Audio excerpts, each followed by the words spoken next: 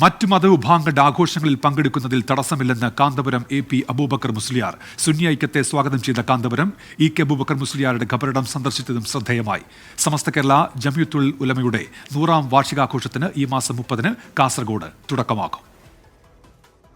മറ്റു മതങ്ങളുടെ ആഘോഷങ്ങളിൽ പങ്കെടുക്കുന്നതിൽ തെറ്റില്ലെന്ന് പറഞ്ഞ കാന്തപുരം AP അബൂബക്കർ മുസ്ലിയാർ സുന്നി ഐക്യത്തെ സ്വാഗതം ചെയ്തു. മമ്പുറം തങ്ങൾ ഉൾപ്പെടെ മറ്റു മതവിഭാഗങ്ങളുമായി സൗഹൃദം നിലനിർത്തിയതാണ് പാരമ്പര്യമെന്നും കാന്തപുരം അബൂബക്കർ മുസ്ലിയാർ.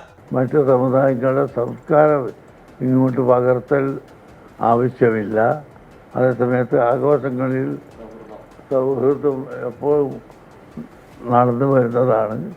അതിന് യാതൊരു തടസ്സവും ഇന്ന് വരെ ആരും പറഞ്ഞിട്ടൊന്നുമില്ല. ഐക്യത്തിന് ഇതൊരിക്കലും തടസ്സമാകില്ല.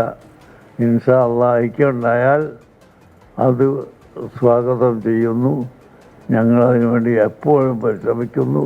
സമസ്ത കേരള ജംഇയ്യത്തുൽ ഉലമയുടെ 100ാം വാർഷികം വിപുലമായി ആഘോഷിക്കാനാണ് സമസ്ത EK AP വിഭാഗങ്ങളുടെ തീരുമാനം.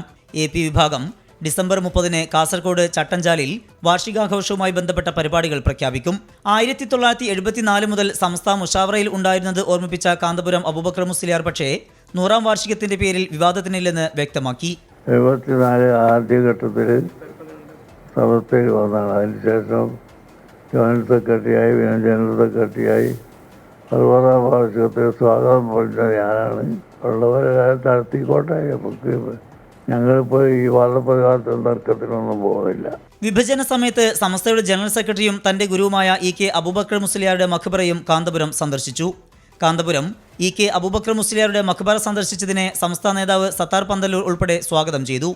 24 കോഴിക്കോട്.